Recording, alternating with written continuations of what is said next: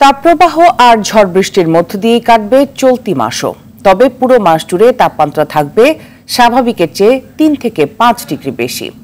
এছাড়াও চলতি বছর বৃষ্টিপাতও বেশি হওয়ার আশঙ্কা করছেন আবহাওয়াবিদরা।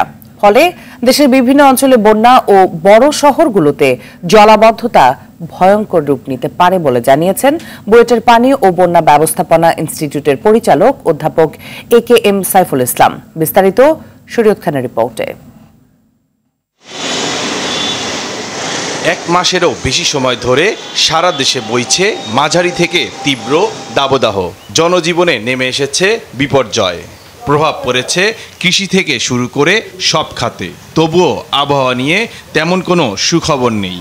চলতি মাসেও অব্যাহত থাকবে দাবদাহ। 1, 2, 3 ঢাকায় জমি জিতে নিন 100% ক্যাশব্যাক সহ 20 কোটি টাকার পুরস্কার।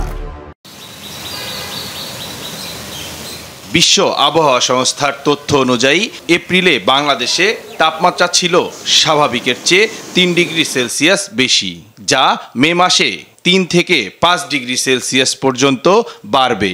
তবে চলতি মাসে বৃষ্টির পাশাপাশি দেশের বিভিন্ন অঞ্চলে বজ্র ও কালবৈশাখী ঝড়ের পূর্বাভাস দিয়েছে আবহাওয়া অধিদপ্তর।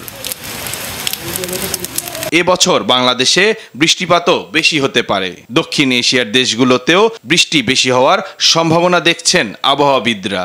এবছর সব সময় 1.5 ডিগ্রির উপর গ্লোবাল ওয়ার্মিং ছিল, যেটা একটা আশঙ্কাজনক, যার ফলে কিন্তু এই আবহাওয়া এবং তার যে প্যাটার্ন, তার বৃষ্টি, সেটার উপরে কিন্তু একটা এফেক্ট হয়।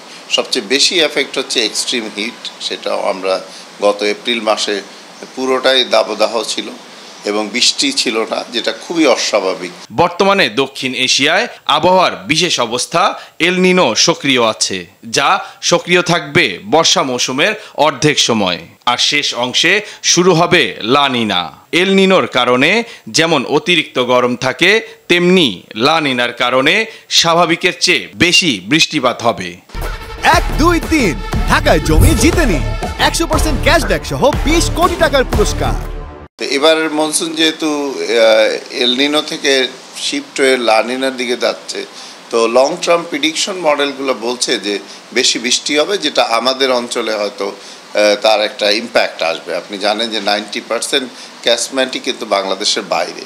তো বাংলাদেশের বাইরেও প্রচুর বৃষ্টি হলে সেটা আমাদের বন্যা নিয়ে আসে। দেশের ভিতরে বৃষ্টি নিয়ে আসলে অনেক সময় নগর বন্যা দেখা দেয়, পাহাড় ধসের ঘটনাও ঘটে এবং বিভিন্নভাবেই আমরা দেখছি যে আরবান সিটিজগুলো আসলে এখন এই ইম্প্যাক্টটাও হয়তো আমরা নেক্সট মনসুন সিজনে দেখব।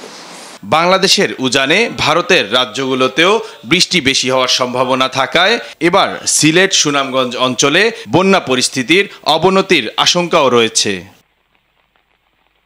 শরীয়ত খান, RTV, ঢাকা।